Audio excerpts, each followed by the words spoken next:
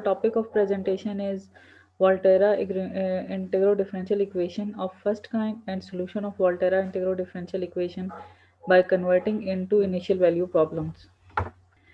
Now come to the topic integral differential equation. Integral differential equations are the resultant of mathematical modeling of the real life problems. जब हम लोग real life problems को model करते हैं तो हम integral differential equations को वहाँ यूज़ करते हैं. There are a number of process and phenomena in the different areas of science where integral differential equation play vital role like nuclear reactor, circuit analysis, wave propagation, glass forming process, hydrodynamics, and biological population, etc. Now, what is Volterra integral differential equation? Basically, Volterra is the name of scientist who studied the hereditary influence when he was examined a population growth model for the first time in early 90s. तो वो जब population growth model को examine कर रहा था early 90s में, तो research work में उसके पास स्पेसिफिक जब रिजल्ट आया स्पेसिफिक टॉपिक्स का, तो उसमें उसने देखा कि बोथ डिफरेंशियल ऑपरेटर और इंटीग्रल ऑपरेटर दोनों अपीयर हो रहे हैं इन द सेम इक्वेशन. तो उससे the new type of equation was termed as Volterra integral differential equation which was given in the form of first equation. Now यहाँ un of x का क्या मतलब है कि हमारे पास n टर्म तक डेरिवेटिव जो हैं वो हो सकते हैं, like first derivative, second derivative, third derivative up to so on nth derivative तक. Because the result of the equation because the resulted equation in one combines differential operators and integral operators. क्यों? क्योंकि जो equation 1 है जो उसका result आता है हमारे पास, वो दोनों चीज़ों को कंबाइन हम लोग लेके चलते हैं, क्योंकि हमारे पास दोनों चीज़ें होती हैं, डिफरेंशियल ऑपरेटर भी इंटीग्रल ऑपरेटर भी. तो इसलिए हमारे पास नेसेसरी होता है कि हम लोग कुछ इनिशियल कंडीशंस डिफाइन करें, जैसे कि u of zero, u prime of zero, un-1 of zero for the determination of particular solution of u x of Volterra integral differential equations. अब वोल्टेरा इंटीग्रल डिफरेंशियल इक्वेशंस की कुछ characteristic होती हैं, जैसे कि इसमें एक और एक से ज़्यादा डेरिवेटिव्स एग्जिस्ट कर सकते हैं, like you prime, you double prime of x, outside भी और इनसाइड भी इंटीग्रल साइन के. आउटसाइड इनसाइड हो एक से ज़्यादा भी हो सकते हैं, और लेकिन बट उसमें एक चीज़ ये होती है कि कॉमन के चाहे इनसाइड इंटीग्रल साइन के हो डिफरेंशियल या नहीं हो, उस it doesn't matter, but outside होने चाहिए, तभी तो वो हमारे पास क्या बनेगी, Volterra integral differential equation. Generally हम जो करते हैं,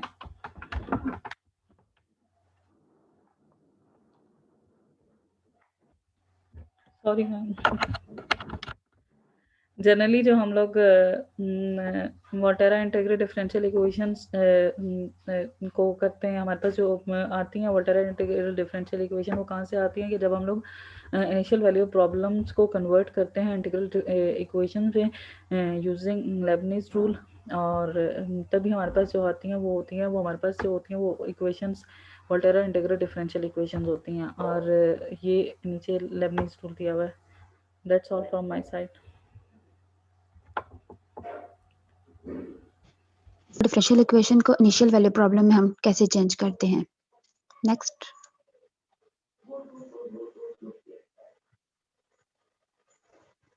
हेलो ज़किया.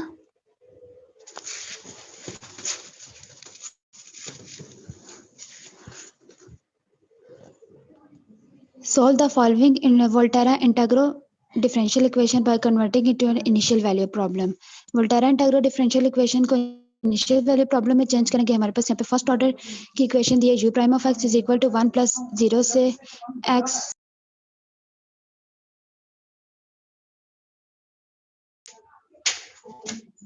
तो अब यहाँ पे हमारे पास फर्स्ट ऑफ ऑल हम लोग लेबनीज इसमें रूल लगाएंगे।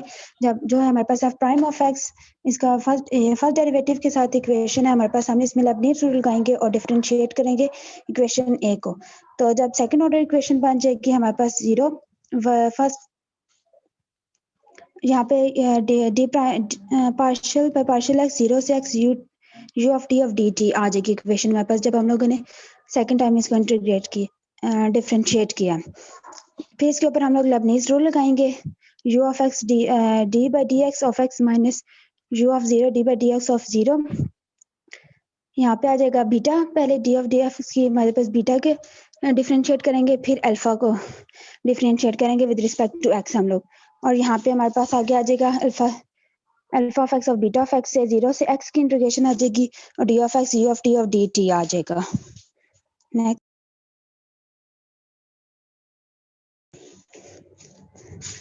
ये अब हम लोगों ने इक्वेशन को यहाँ पे सिंप्लीफाई कर लिया है। सिंप्लीफाई करके हमारे पास आई है इक्वेशन बी जो आई है u double prime of x is equal to u of x.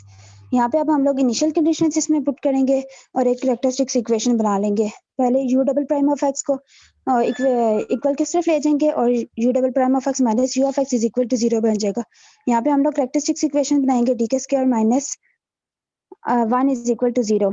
यहाँ से हमारे पास दो रूट्स आ जाएंगी, एक पॉजिटिव 1 रूट आ जाएगा और एक नेगेटिव 1 रूट आ जाएगा। दो रूट्स आ गए हैं। अब general solution is given by, हमारे पास होता है जनरल सोल्यूशन इसमें A cos hyperbolic of x plus B sine hyperbolic of x. इसमें initial condition first of all हम यूज करेंगे तो हमारे पास ए की वैल्यू जीरो आ जाएगी। जब सेकंड इनिशियल कंडीशन यूज करेंगे हम लोग तो बी की u prime of zero equal to 1 और यहाँ पे इसकी कंडीशन डालेंगे तो बी इक्वल आ जाएगा 1 के। अब पुट कर देंगे ए और बी दोनों की वैल्यूज को, ए और बी की दोनों की वैल्यूज को हम लोग इक्वेशन नंबर 2 में पुट करेंगे तो हमारे पास u of x is equal to sine hyperbolic of x is answer आ जाएगा इसका। Thank you. Topic is Volterra integral differential equation of first kind. The standard form of Volterra integral differential equation of first kind was introduced by Lines with given initial condition. The Volterra integral differential equation of the first kind was investigating by Lines by using analytical and numerical method. The standard form of this integral differential equation is integral 0 to x k1 xt u of t dt plus integral 0 to x k2 xt u की power n t dt इक्वल टू f of x k2 xt not equal to 0। इसमें colonel 0 के equal नहीं होना चाहिए। The most significant method for handling this problem is to convert it to an equivalent. Zakia next करो। The most significant method for handling this problem is to convert it to an equivalent. Volterra integral differential equation of second kind or even Volterra integral equation of the second kind simple by using the Leibniz rule for differentiating any integral. कोई भी हमारे पास integral है first kind का, उसको हमने second kind में convert करने के लिए लेबनिज रूल यूज करते हैं। Next, logarithm. Given Volterra integral equation of first kind using Leibniz rule, converting into Volterra integral differential equation of second kind using condition function, finding u naught of x, u1 x, u2 x up to so on un of x will give the exact solution. The second main topic of our presentation is Volterra integral equation of first kind. अब हमारे पास दो different approaches हम use करते हैं Volterra integral differential equation of first kind को solve करने के लिए। या तो हमारे पास जो given Volterra integral differential equation होती है हम उसको वोल्टेरा इंटेग्रल इक्वेशन में कन्वर्ट करें या हम उसको सेकंड काइंड में कन्वर्ट करें। यहाँ पर हम अपने प्रॉब्लम में जो अप्रोच यूज करेंगे वो हमारी ये होगी कि हम Volterra integral equation of differential equation of first kind को सेकंड काइंड में कन्वर्ट करेंगे। अब हमारे पास लास्ट स्लाइड करना से किया कंडीशनल फंक्शन। ये अभी बेसिकली कंडीशनल फंक्शन यहाँ पर मैंने जनरल इसकी फॉर्म लिखी है, इसको मैं आगे एक्सप्लेन करूंगी जब हम क्वेश्चन में इसको अप्लाई करेंगे। नेक्स्ट,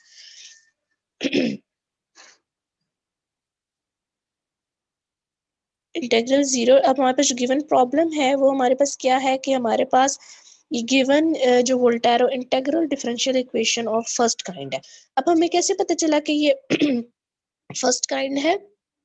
पहले तो ये देखें कि हमारे पास इसकी जनरल फॉर्मेशन है, ये एफ ऑफ एक्स गिवन है इक्वल्स टू ये हमारे पास कर्नल इंटीग्रल ये पूरा कर्नल है हमारे पास u prime of t dt। अब हमारा इंटीग्रल इक्वेशन तो ये हमारे पास है ही, क्योंकि इसमें हमारे पास ये इंटीग्रल इन्वॉल्व हो रहा है। देन हमारे पास इंटीग्रल डिफरेंशियल इक्वेशन क्यों है? क्योंकि यहाँ पर हमारे पास डेरिवेटिव भी इन्वॉल्व हो रहा है। और फर्स्ट काइंड क्या है? क्योंकि हमारे पास इसकी जो जनरल फॉर्म वो क्या होती है, f of x equal integral 0 to x of x t u prime of t d t u n of t d t. ये हमारे पास फर्स्ट काइंड है। साथ हमारे पास एक इनिशियल कंडीशन भी गिवन है। नेक्स्ट अब हमने इसका सोल्यूशन फाइंड करना है। सोल्यूशन फाइंड करने के लिए सबसे जो हमारे पास पहला स्टेप होता है वो क्या होता है कि हम अपने पहले मैंने अपना जो गिवन प्रॉब्लम थी उसको इक्वेशन ए का नाम दे दिया। ये मेरे पास Volterra integral differential equation of first kind और नॉन होमोजेनियस है। सबसे पहले हम क्या करते हैं, इस पे लेबनीज रूल अप्लाई करते हैं। लेबनीज रूल अप्लाई करने का हमें क्या एडवांटेज होता है कि हमारे पास जो इंटीग्रल साइन होता है ये वाला, ये हम इसको एलिमिनेट बेसिकली करना चाहते हैं, तो हम लेबनीज रूल अप्लाई करते हैं। अब हमारे पास जब राइट साइड पे लगेगा जब हम दोनों साइड डिफरेंशियल लेंगे विद रिस्पेक्ट टू एक्स, तो यहाँ पर तो मेरे पास सिंपल राइट साइड पे ओपन कैसे होगा, साइन हाइपरबोलिक एक्स का क्या होता है derivative with respect to x, cos hyperbolic x cos का होता है साइन हाइपरबोलिक एक्स और -1 का हमारे पास 0 हो जाएगा।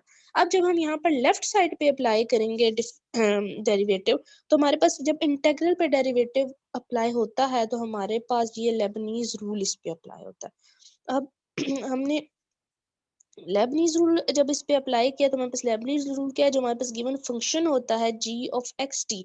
गिवन केस में हमारे पास g ऑफ एक्स टी क्या है, ये पूरा ये हमारे पास g ऑफ एक्स टी है x minus t plus 1 u prime of T. ये हमारे पास g ऑफ एक्स टी है। सबसे पहले हम इसमें क्या पुट करेंगे, अपर लिमिट t की जगह, फिर अपर लिमिट को डिफरेंशिएट करेंगे with respect to x minus हम इसी फंक्शन में t की जगह हम पुट करेंगे लोअर लिमिट जो हमारे पास गिवन है 0 इस केस में, और उस लोअर लिमिट 0 को with respect to x differentiate करेंगे, प्लस हम इंटीग्रल 0 टू x जो हमारे पास गिवन फंक्शन है g x minus t plus 1 u prime of t इसको डिफरेंशिएट करेंगे विद रिस्पेक्ट टू x और फिर इंटीग्रेट करेंगे विद रिस्पेक्ट टू t। अब जब हमने यहाँ पर राइट साइड पे डेरिवेटिव अप्लाई किया, यहाँ पर डेरिवेटिव अप्लाई किया और यहाँ पर जब हमने लेबनीज रूल अप्लाई किया तो हमें क्या आया, नेक्स्ट पेज करो सकते ओके। जब हमने लेफ्ट साइड पे यहाँ पर हमने लेबनीज रूल अप्लाई किया है, यहाँ पर ये सारा लेबनीज रूल अप्लाई किया और यहाँ पर हमने सिंपल डेरिवेटिव अप्लाई किया, तो हमारे पास क्या फॉर्मेशन आई, ये हमारे पास नेक्स्ट स्टेप पे आए। जब हमने given x minus t plus 1 में पुट किया तो हमारे पास यहाँ 1 आ गया, u प्राइम ऑफ x ये हमारे पास पूरा 0 हो जाता है, क्योंकि जब हम 0 से मल्टीप्लाई करेंगे तो 0 और प्लस ये सारा आता है इक्वल्स टू दिस। नेक्स्ट अब हमारे पास क्या हुआ, हमने बस अब सिंपलीफाई करना है, अरेंज करना है अपनी गिवन इक्वेशन को और इसको Volterra integral differential equation of second kind में हमने इसको कन्वर्ट करना है। सेकंड काइंड में हमारे पास क्या होता है कि हमारे पास u प्राइम ऑफ x होता है। सिंपल हमारे पास जब हमने इस साइड पर लेबनीज रूल अप्लाई किया, लेबनीज रूल यहाँ पर अप्लाई किया तो ये फॉर्म आई, राइट साइड हमारे पास ये थी, हमने इसको अरेंज किया u prime of x equal to cos hyperbolic x plus sin hyperbolic x minus ये वाली साइड टर्म मैं यहाँ पर ले आई दिस। अब ये हम देखें तो ये हमारे पास Volterra integral differential equation of second kind बन गया। फर्स्ट काइंड में हमारे पास क्या होता है कि हमारे पास जो ये वाली टर्म होती है ये पूरी 0 हो जाती है, तो सेकंड काइंड में हमारे पास यहाँ ये अवेलेबल होती है। नेक्स्ट हमारे पास अब हमारा जो गिवन प्रॉब्लम है वो Volterra integral differential equation of second kind में चेंज हो गया। यहाँ तक कोई इश्यू तो नहीं है?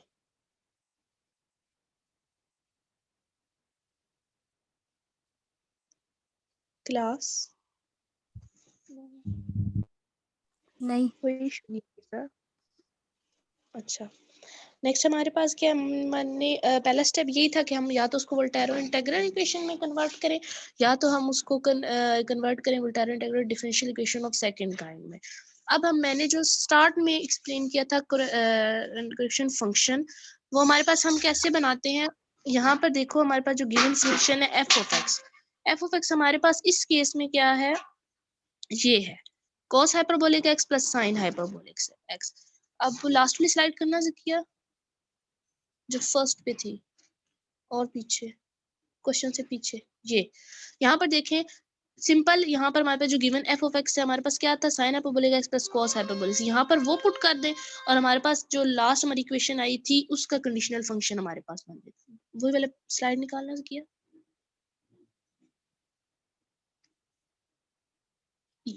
पीछे, हाँ ये हमारे पास आ गई। अब देखें यहाँ पर उसमें सिंपल हमने एफ ऑफ एक्स की जगह अपना ये फंक्शन पुट किया cos hyperbolic x plus sine hyperbolic, यहाँ बाहर माइनस का साइन था यहाँ पर ये, तो उसको मैंने अंदर मल्टीप्लाई कर दिया, तो minus sine hyperbolic x minus cos hyperbolic x हो गया। अब नेक्स्ट हमारे पास क्या होता है, हम यहाँ पर सक्सेसिव अप्रोक्सीमेशन मेथड अप्लाई करेंगे using conditional function. Conditional function है, मैंने गलती से करेक्शन फंक्शन लिख दिया, सॉरी।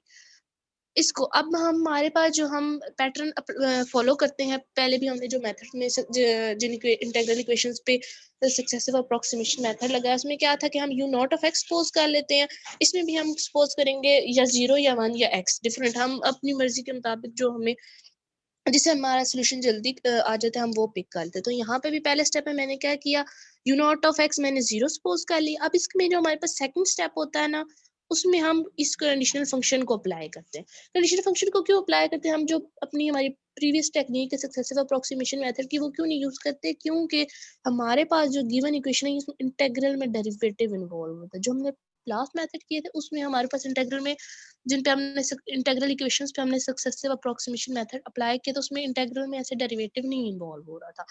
तो अब हमने जो ये में हमारे आया है ना, ये इसको हम यूज करेंगे, हम बारी बारी अपनी वैल्यूज इसमें पुट करेंगे, u1 u2 u3 हमारे पास यहाँ से निकलेगा। अब हमारे पास u0 आ गया। अब नेक्स्ट स्टेप हमारा क्या होगा कि हम इसमें n u1 फाइंड करना है ना, तो n हम 0 पुट करेंगे, यहाँ पे जहां जहां n है वहां 0 पुट कर दें। नेक्स्ट ओके अब लास्ट में जहां जहां हमारे पास n था वहां मैंने 0 पुट किया। यहाँ पर देखें ये यू नॉट ऑफ एक्स आ गया, यहाँ पे भी मैंने पुट किया, ये सिंपल हमारे पास एफ ऑफ एक्स वाला फंक्शन गिवन था और यहाँ पर भी ये चीज होगी। अब देखें हमारे पास यू नॉट क्या था, यू नॉट ऑफ टी 0 था। You not prime of T का क्या मतलब, इसका डेरिवेटिव लेना विद रिस्पेक्ट टू टी, तो यहाँ पर डेरिवेटिव लिया, यहाँ अंदर हमारे पास सिंपल जो टी था उसको आर से रिप्लेस कर दिया, तो हमारे पास यू नॉट ऑफ आर क्या होगा, वो भी 0 ही होगा। उसको डेरिवेटिव उसका लिया हमने विद रिस्पेक्ट टू आर, तो ये 0 हो गया। फिर इंटीग्रेट करेंगे तो 0 की इंटीग्रेशन हमारे पास 0 ही होती है, ये टर्म खत्म होगी।